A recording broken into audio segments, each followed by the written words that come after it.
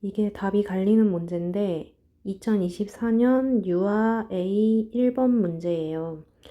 A 1번의 이 문제인데 이 문제 가로 1번 문제인데 이거의 답이 도움 증가법이랑 도움 감소법으로 나뉘더라고요. 저도 이 문제 봤을 때 뭘로 결정해야 될지 혼란이 왔어요. 근데 지금 결론적으로는 저는 도움 증가법이 맞는 답이다 라고 결정을 내렸고 그 근거를 말해 드릴게요. 근데 제가 얘기한 거에 틀린 게 있거나 아니면 선생님들이 다른 근거를 좀 찾으시면 저한테도 좀 알려주세요. 일단은 여기서 촉구의 용암 절차를 써라 라고 얘기를 했으니까 촉구의 용암 절차에 뭐가 있는지를 먼저 잡고 이 문제에 접근해야 편해요. 저는 촉구의 용암 절차에 뭐가 있는지 이게 잘 안 잡혀서 좀 이 문제를 봤을 때 혼란이 왔어요. 또 제 선입견이 있어가지고 선입견 때문에 답을 결정하는데 좀 어려움이 있었어요. 일단 용암법에는 두 가지 종류가 있다고 정리를 하시고요. 자극조절법하고 반응촉진법. 그리고 요 안에 자극조절법 안에는 자극의 용암법, 자극형성법. 반응촉진법 안에는 5가지요. 도움증가법, 도움감소법, 시간지연법, 점진적 안내, 동시축구. 이렇게 5가지가 있다고 정리를 하시는 게 공부하기 제일 편할 것 같아요. 일단 용암법이니까 공통점은 학생한테 주어졌던 촉구를 단계별로 점진적으로 줄여나가는 절차를 말하는 거예요. 감소시키는 절차. 그래서 결국에는 학생이 촉진 없이도 스스로 독립적으로 정반응을 할 수 있도록 도와주는 절차가 용암법이에요. 그러니까 자극조절법은 자극촉구를 점차적으로 줄이는 절차고, 반응촉진법은 반응촉구를 점차적으로 줄이는 절차예요. 이게 공통점이에요. 그러니까 도움증가법도 촉구를 증가시켜 나가는 방법이지만 결국에는 이 촉구를 없애야 된다는 거는 동일한 공통점이 있는 거예요. 제가 이 개념이 잡히지 않아서 아까 그 유아 24년도 문제를 봤을 때 좀 헷갈렸어요. 이 선입견 때문에. 어쨌든 도움 증가법이랑 도움 감소법, 시간지연, 점진적 안내 다 용암법 안에 들어가 있는 것이기 때문에 촉구를 점차적으로 줄여나가는 절차다. 이거 자체로 그렇게 생각을 해주시면 돼요. 이 분류는 학자들마다 용어도 다르고 그 다음에 이 분류를 하는 것도 다르다고 해요. 그래서 되게 공부하기가 어려운 것 같아요. 어느 정도로 다르냐면 어떤 교수님은 이승희 교수님인가? 어떤 교수님은 이게 분류가 너무 다양하니까 이거를 통일해서 한번 유형을 딱 정해보겠다라는 논문까지 쓰셨더라고요. 어쨌든 그렇게 복잡하지만 우리는 이 기본이론서에 이렇게 나와 있는 경우가 많기 때문에 이 구조화로 일단 딱 정해서 그냥 결정을 해가지고 이대로 암기를 하시는 게 제일 편할 것 같고요. 여기서 동시촉구가 들어가 있는데 동시촉구는 엄밀하게 말하면 촉구를 줄이는 절차는 아니에요. 하지만 기본이론서에 이게 많이 들어가 있기 때문에 동시촉구도 포함해서 5가지로 외워주시면 됩니다. 그러면 이렇게 용암법이 있다는 거를 알았으니까 이 중에서 논란이 되는 도움 증가법과 도움 감소법에 대해서 좀 더 얘기를 해볼게요. 이제 쉬운 게 도움 감소법이니까 도움 감소법 먼저. 도움 감소법은 중요한 개념이 훈련 초기부터 학생이 오류를 보이지 않을 정도의 강한 강도의 촉진을 제공을 하는 거예요. 무조건 학생이 촉진을 줬을 때 정반응이 보장돼야 돼요. 그래서 도움감소법에 나오는 특징 중에 하나가 학생이 무오류 학습을 할 수가 있다는 거예요. 그래서 오류가 일어나지 않기 때문에 그로 인한 좌절을 방지할 수 있다라는 게 도움감소법의 중요한 특징으로 나와요. 이 특징 때문에 도움감소법이라는 답이 저는 도저히 납득이 가지 않았어요. 그래서 이것저것 알아보다가 이건 도움증가법이다라고 결정을 내린 거예요. 도움감소법은 어쨌든 처음에는 가장 큰 강도의 촉구를 제공을 하는데 신체 촉구 같은 거요.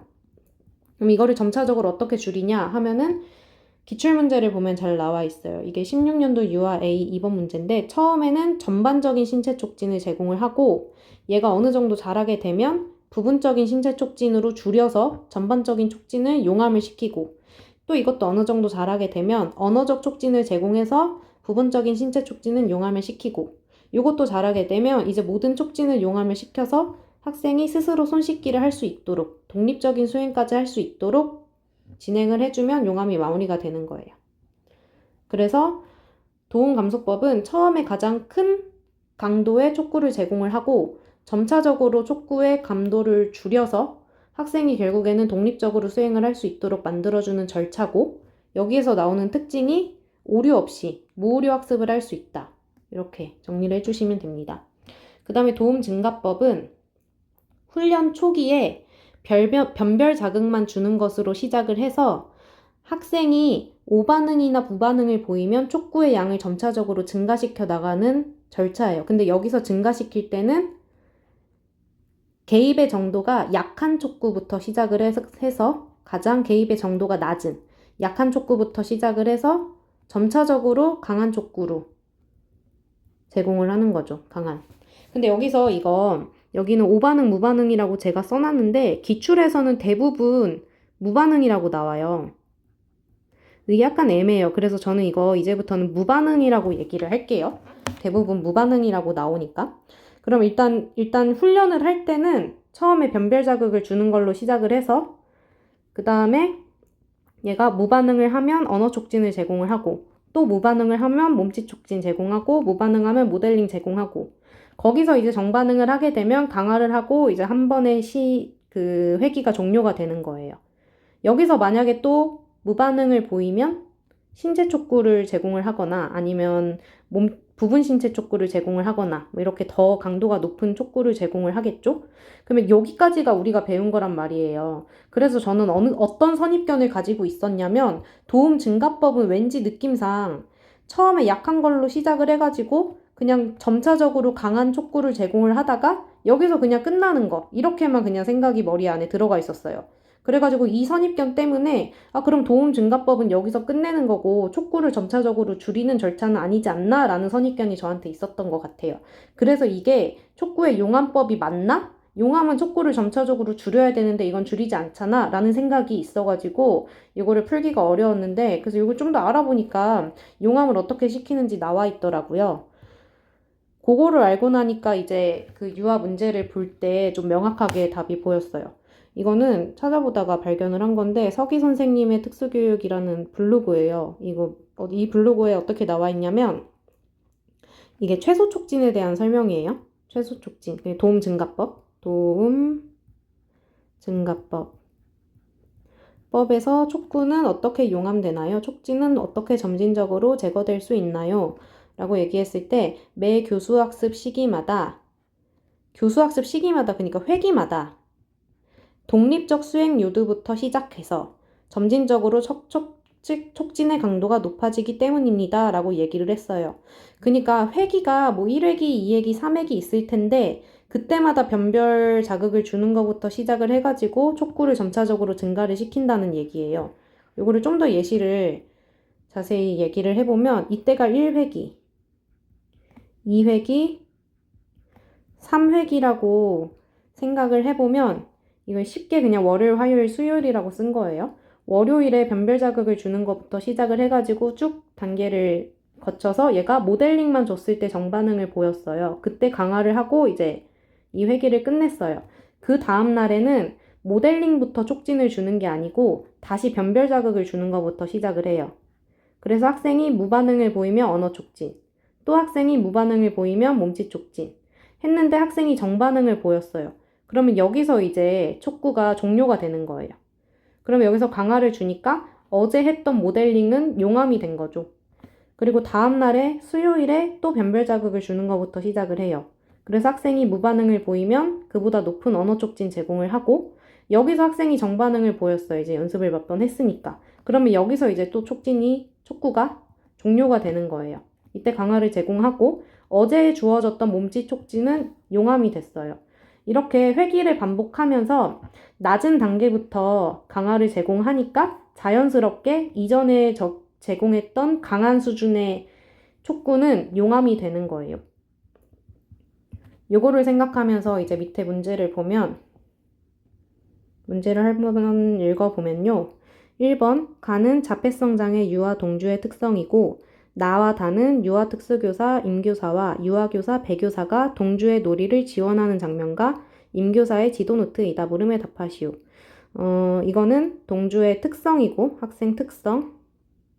나와 다는 유아 특수교사, 임교사가, 배교사가, 유아교사, 임교사가 놀이를 지원하는 장면과 지도 노트이다. 그러니까 이 대화가 나와 있는 장면이 놀이를 지원하는 장면이고 여기 메모장에 써놓은 게 지도 노트래요. 이거를 보면서 문제를 풀면 되는데 1번 나에서 교사들이 지도하고 있는 공동관심 행동의 목표를 가를 참고하여 쓰고 이거는 지금 관심이 없으니까 관련이 없으니까 보여주기라고 쓰면 되는데 좀 더 구체적으로 목표를 생각해 보면 이 문제를 해석하기가 쉬워져요. 그래서 좀 더 구체적으로 목표를 적어보면 교사가 보여드리자라고 말하면 이게 이제 조건이 되겠죠? 상대방에게 무당벌레 통을 보여준다. 상대방에게 무당벌레 통을 보여준다. 이게 지금 동주가 해야 될 목표 행동이 되는 거예요. 이 행동을 가르치기 위해서 어떤 촉구 용암 절차를 적용하고 있는지 쓰시오 라고 물어봤어요. 촉구의 용암 절차니까 일단 이거 반응 촉구 체계라는 거는 이렇게 보면 알아야 돼요. 어쨌든 반응 촉구 체계 중에 하나니까 요거 5개 중에 하나인데 이 중에 뭘지를 하나씩 보면서 이제 저기를 분석을 해보면 돼요. 촉구의 영암 절차. 동주, 배교사를 쳐다보지만 통을 보여주지는 않는다. 지금 반응이 없어요. 이때 배교사가 왔어요. 이 배교사가 온 거 자체가 저는 자연적인 변별 자극이라고 일단은 해석을 했어요. 이걸 어떻게 해석할지는 조금 복잡해서 지금 얘기하긴 좀 그런데 이게 너무 복잡해요. 약간 귀에 걸면 귀걸이, 코에 걸면 코걸이 좀 그런 느낌이 있어요. 이게 제가 공부가 덜 돼서 그런 거겠죠. 어쨌든 저는 배교사는 자연적 변별 자극으로 받고 변별 자극만 있을 때 동주가 반응하지 않았어요. 무반응을 보였어요. 그래서 이제 임교사가 이제부터는 촉구를 제공하는 사람이에요. 배교사는 대화 상대자고 여기 밑에 대화 상대자와 촉구 제공자를 바꿔가면서 했다고 하잖아요. 어쨌든 그래서 임교사가 동주야 무당벌레를 보여드리자라고 언어적 지시를 했어요. 무당벌레까지 얘기를 하면서. 무당벌레 보여드리자라고 언어적 지시를 했는데 이게 촉구가 되는 거죠. 촉구를 일단 제공을 했는데 얘가 무반응을 보였어요. 오류를 보였어요. 그러니까 또 임교사가 통을 든 동주의 팔꿈치를 살짝 밀어주며 보여드리자라고 또 지시를 했어요. 이거는 팔꿈치를 굳이 살짝이라는 단어까지 써주면서 부분 신체 촉구다라는 걸 얘기를 해준 거예요. 살짝 밀어주며. 통을 든 동주의 손을 잡아줬으면 전반 신체 촉구인데 팔꿈치를 밀어줬기 때문에 부분 신체 촉구예요. 어쨌든 이것도 촉구를 제공을 해준 건데 언어적 지시보다 부분 신체 촉구가 강도가 더 센 촉구기 때문에 지금 약한 걸로 시작해서 점차적으로 강한 걸로 제공을 해주고 있는 거예요. 그 다음에 동주가 또 반응을 보이지 않았어요. 무반응을 보였어요. 임교사가 동주의 손을 겹쳐 잡아 통에 든 무당벌레를 배교사에게 보여준다. 보여드리자라고 말하면서 지금 같이 보여줬어요. 이거는 손을 완전히 잡아주면서 행동을 같이 해주기 때문에 전반 신체 촉구가 되는 거네요. 이거는 부분 신체 촉구보다도 더 강도가 센 촉구가 되는 거지요. 그러면 여기서 언어 촉구, 부분 신체 촉구, 전반 신체 촉구로 갈수록 촉구의 강도가 세지고 있다는 것을 알 수가 있어요. 그래서 얘가 지금 이제 보여드리자 하면서 같이 보여드렸으니까 이제 성공을 했어요. 정반응을 보였어요. 여기서 이제 정반응을 본 거죠. 전반 신체 촉구를 해서 얘가 정반응을 보이니까 배교사가 와 동주가 좋아하는 무당벌레구나 라고 하면서 사회적인 강화를 제공해줬어요. 여기까지가 이제 1회기가 끝났다라고 생각을 해주시면 했어요. 저는 생각을 했어요.